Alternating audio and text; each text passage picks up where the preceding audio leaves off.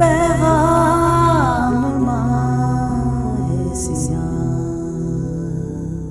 الحمدللہ علی وحدہ والصلاة والسلام علی من لا نبی بعدہ وعلی آلہ واصحابہ والتابعین نہجہ، اما بعد فاعوذ باللہ من الشیطان الرجیم، بسم اللہ الرحمن الرحیم۔ بھکر نیٹ ورک کی خصوصی رمضان ٹرانسمیشن کے ساتھ، جس کا عنوان ہے پیغام ماہ سیام۔ ناظرین کرام، رمضان المبارک کی یوں تو ہر گھڑی رحمت بھری ہے اور لمحہ لمحہ برکتوں اور ساعتوں اور برکتوں رحمتوں کی ساعتوں کے ساتھ بھرا ہوا ہے، لیکن رمضان المبارک کا آخری عشرہ اپنے اندر بہت سی خصوصی عبادات لیے ہوئے ہیں۔ بالخصوص رمضان المبارک کے آخری عشرہ میں ایک عبادت جس کو ہم اعتکاف کے نام سے جانتے ہیں وہ کی جاتی ہے۔ اعتکاف یہ شب قدر کے حصول کے لیے عبادت کی جاتی ہے۔ اعتکاف کے مقاصد اور حکمتوں میں سے ایک حکمت جو حدیث مبارکہ کے اندر بیان کی گئی ہے وہ شب قدر کو تلاش کرنا ہے۔ اعتکاف آقا کریم صلی اللہ تعالیٰ علیہ وسلم کی سنت بھی ہے اور حضور نبی رحمت صلی اللہ تعالیٰ علیہ وسلم نے اس کی ترغیب بھی دلائی ہے۔ محبوب کریم صلی اللہ تعالیٰ علیہ وسلم ہر سال رمضان المبارک میں اعتکاف فرماتے ہیں۔ بعض روایات میں ہے کہ ایک موقع پر کسی وجہ سے رمضان المبارک کا اعتکاف نہ فرما سکے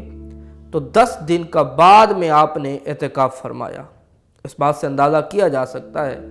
کہ اعتکاف سے اللہ کے نبی علیہ السلام کو کتنی محبت تھی اور یہ کیسی عظیم الشان عبادت ہے۔ احادیث کے اندر اس کے فضائل بھی بیان کیے گئے ہیں۔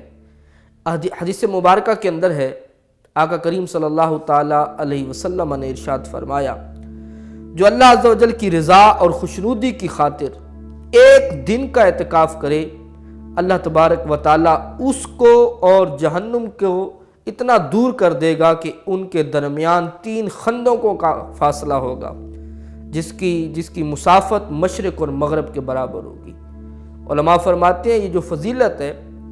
یہ رمضان المبارک کے اعتکاف کے بارے میں نہیں ہے، بلکہ رمضان کے علاوہ باقی دنوں کے بارے میں ہے۔ تو غور کیا جا سکتا ہے کہ جب رمضان کے علاوہ اعتکاف کی اتنی فضیلت ہے تو پھر رمضان المبارک کے اندر تو عبادتوں کا ثواب بڑھا دیا جاتا ہے۔ آقا کریم صلی اللہ تعالیٰ علیہ وسلم نے ارشاد فرمایا کہ جو رمضان کے اندر اعتکاف کرے ایمان کے ساتھ احتساب کے ساتھ، اللہ تبارک و تعالیٰ جل شانہ اس کے سابقہ سارے گناہوں کو معاف فرما دیتا ہے۔ ایک اور روایت کے اندر ارشاد فرمایا، رمضان المبارک کے اعتکاف کی برکتیں بیان کرتے ہوئے فرمایا گیا کہ رمضان المبارک کا اعتکاف جو کرتا ہے اللہ تبارک و تعالیٰ جل شانہ اسے 2 حج اور 2 عمروں کا ثواب عطا فرماتا ہے۔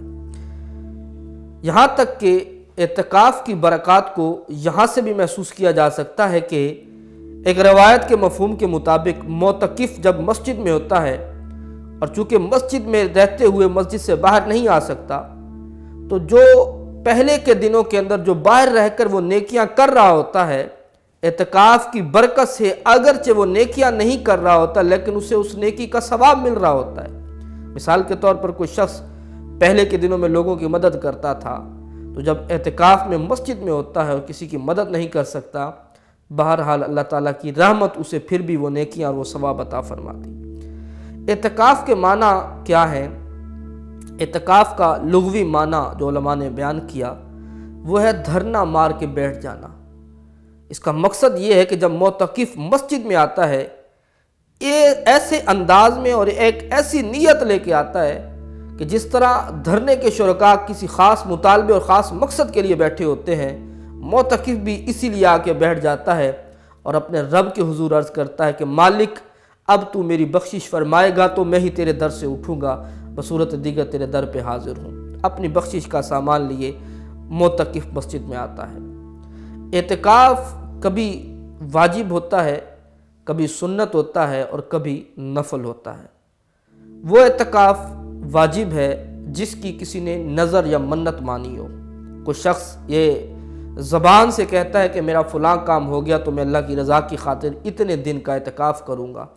اور اس کا کام ہو جاتا ہے تو یہ اعتکاف کی نظر پوری کرنا لازم ہے، یہ اعتکاف واجب کہلائے گا۔ اگر یہ اعتکاف نہیں کرے گا تو گناہ گار ہوگا۔ دوسرا اعتکاف ہے سنت، یہ جو رمضان المبارک کے آخری عشرے کا اعتکاف ہے، اسے سنت اعتکاف کہا جاتا ہے۔ یہ سنت علی الکفایہ ہے، یعنی علاقے یا شہر کے لوگوں میں سے اگر ایک بندہ بھی یہ سنت پہ عمل کر لیتا ہے تو سب کی طرف سے ادا ہو جائے گا، اور اگر کوئی بھی اس پہ عمل نہیں کرتا تو سارے کے سارے اس سنت کے ترک پر گناہ گار ہوں گے۔ موجودہ ملک کی صورتحال میں اس بات کو اس تناظر میں دیکھا جا سکتا ہے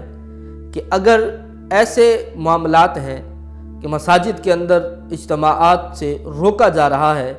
اور کثرت کے ساتھ لوگوں کو اعتکاف میں نہیں بیٹھنے دیا جاتا، تو اگر ایک مسجد کے اندر ایک بندہ بھی اعتکاف کر لے گا تو سب کی طرف سے سنت ادا ہو جائے گی۔ اعتکاف جو نفل ہے اس سے مراد وہ جس وقت بھی آپ مسجد میں جائیں، داخل ہوتے ہوئے زبان سے کہہ لیں، دل میں ارادہ کر لیں کہ میں اعتکاف کی نیت سے ہوں، تو جس وقت تک آپ مسجد میں رہیں گے، آپ دیگر عبادات کر رہے ہیں یا نہیں کر رہے، قطع نظر اس کے، آپ اگر آرام سے بھی بیٹھے ہیں تو فقط اعتکاف کی نیت کرنے کی وجہ سے فرشتے آپ کے نامہ اعمال میں برابر نیکیاں لکھتے رہیں گے۔ اور اس سے ضمناً کچھ ایسے کام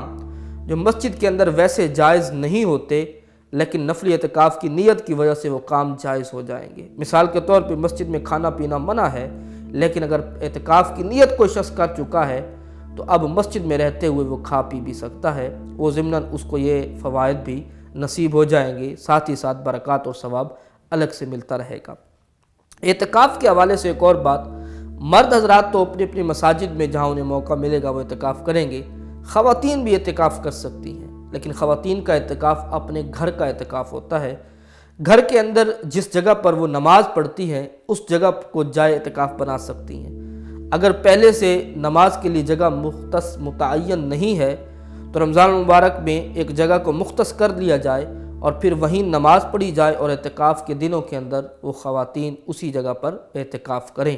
اللہ تبارک و تعالی جل شانہ کے حضور دعا ہے مالک کریم جل شانہ ہماری ساری عبادات بشمول اعتکاف کو اپنی بلند بارگاہ میں شرف قبولیت نصیب فرمائے، آمین بجاہ النبی الامین۔